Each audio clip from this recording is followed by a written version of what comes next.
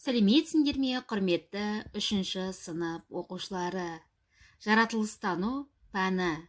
Сабақтың тақырыбы дыбысты қалай естиміз. Оқу мақсаты қандай заттар дыбыс шығаратынын, дыбыстың қалай таралатынын түсінесің. Дыбыс қаттылығының арақашықтыққа байланысты болатынын, дыбыс қаттылығының өлшеуді үйренесің. Табиғатта біз біле бермейтін неше түрлі құбылыстар бар. Бізді қоршаған ортада біз көрмейтін, қолға ұсталмайтын, бірақ сол арқылы бір-бірімізге қарым-қатынас жасап, музыка, радио тыңдайтын толқын түрі бар.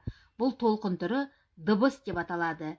Біз естіп жүрген музыкалық ұялы телефонның шырылдауы, адамдардың сыбырлауы мен сөйлеуі, сабақтағы қоңыраудың дауысы, теңіздің толқыны, жануарлардың үні, құстардың сайрауы, бәрі толқын түрлеріне жатады.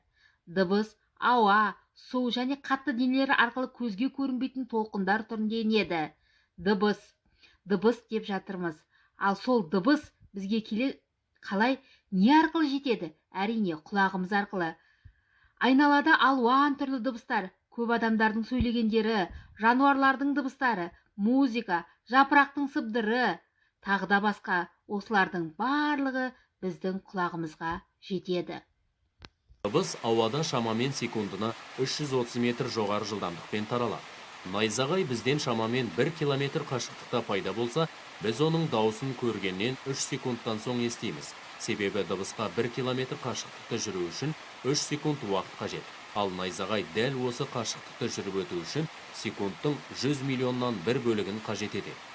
Жолаушылар ұшақтарының көбісі ауадағы дыбыс жылдамдығынан сәл аз жылдамдықпен, ал әскери жойғыш ұшақтардың көпшілігі дыбыс жылдамдығынан жоғары жылдамдықпен ұшады.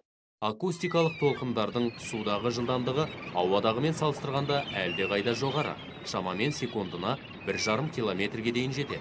Осылайша жарылыс дыбысы палубада орнатылған микрофонмен салыстырғанда кеменің су асты бөлігінде орнатылған микрофонмен тезірек тіркеледі.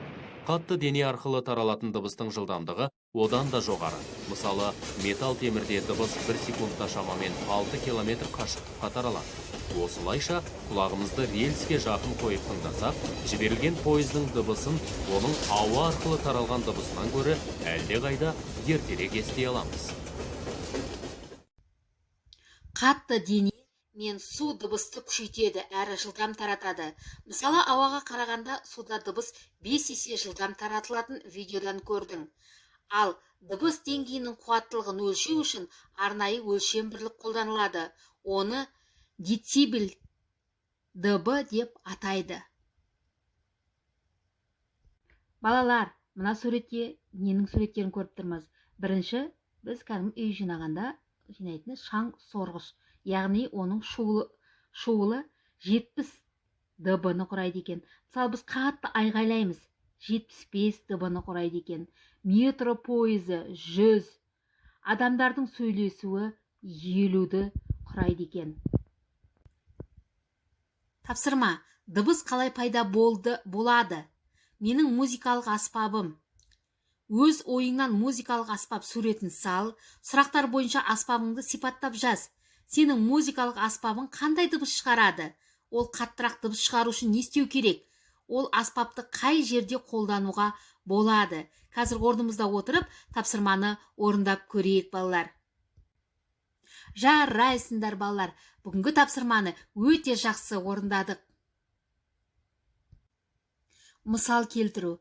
Дыбыстың денелердің тербелісі арқылы тарауына қарапайым мысал ретінде қазақ халқының ұлттық аспабы домбыраны да келтіруге болады, балалар.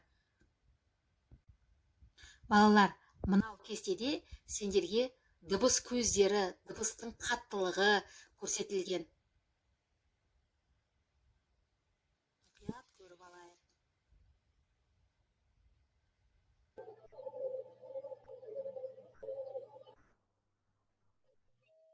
Дыбысғы,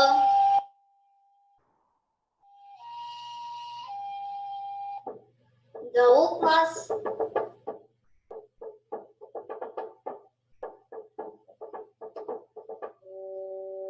қобыз,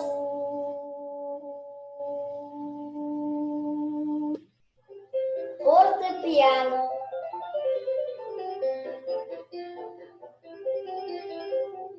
Organ.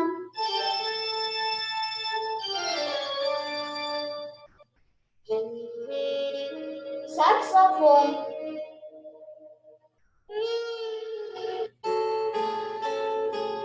Gitara.